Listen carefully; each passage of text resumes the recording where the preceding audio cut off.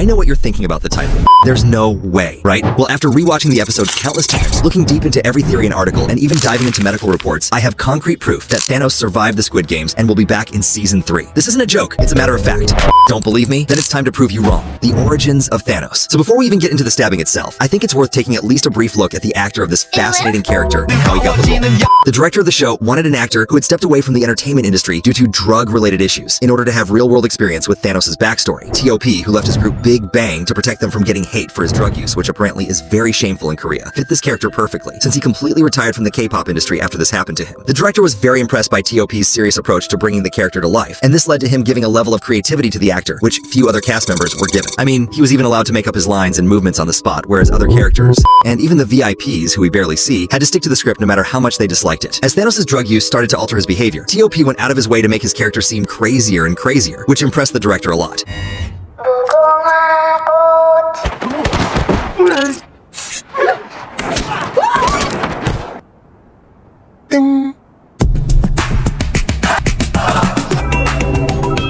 This awesome casting is why us fans love the guy so much. I mean, smiling like a maniac during a game as messed up as Mingle, he really played the insane part well. This is a big reason many fans believe he can't die. The director and fans both love the guy too much. No, I know, that isn't really evidence. But don't worry, we're about to get to that. It's just important that we understand the impact this character has made, managing to stand out from the hundreds of other players we've seen in the first 2 seasons of Squid Game. But nobody could survive getting stabbed in the neck, no matter how cool they are, right?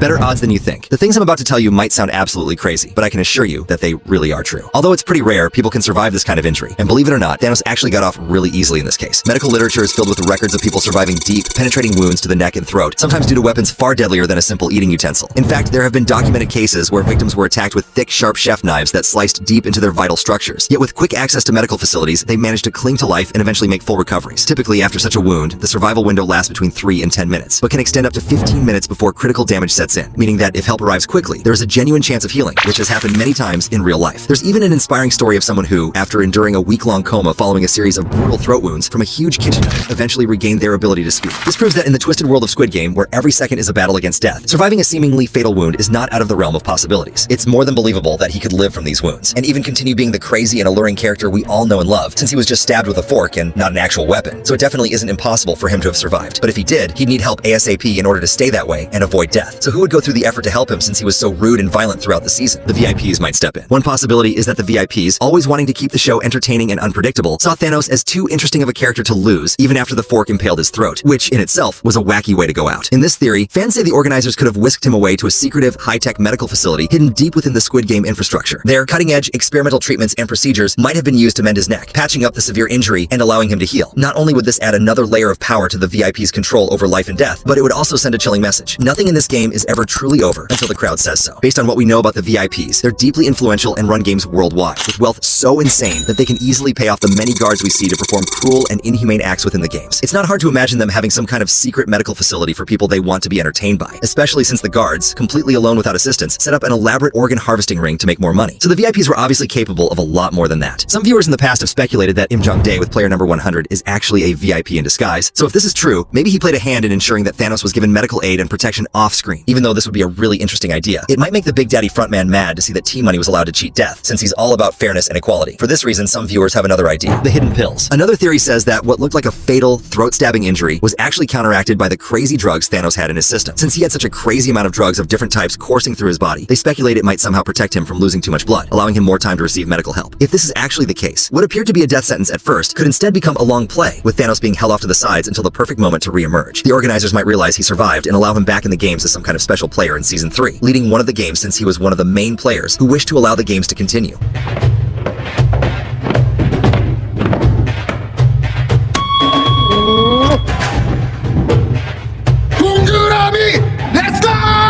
A fact which no doubt would please the staff and VIPs. Although this could definitely be possible, it isn't really that likely, since he'd still need a lot of medical care behind the scenes in order to be saved. Because of this, some fans who really can't cope without him decided that maybe the whole thing was a hoax, faking his own death. Probably the most wild possibility is that Thanos' death was just a masterful troll. The organizers could have deliberately staged the fork wound as a deadly, unavoidable injury to increase the shock value of the games when, in reality, he might have been kept in a secure location to fake his death until the right time to make a return to troll the players. This strategy wouldn't just be about reviving a fan-favorite character, since we all love the guy, but it would also serve as an insane psychological psychological trick by the staff, keeping both players and viewers guessing about who might still be lurking in the shadows of the game. This would make the show a lot more complicated, which would be a really good thing for the international games to be more interesting, and not the same old stuff we've seen before. This is one of the most popular theories, but also highly controversial. Some viewers can't understand how or why Thanos would be the one player to fake his death, like the infamous Mr. Poopy Pants, player 001.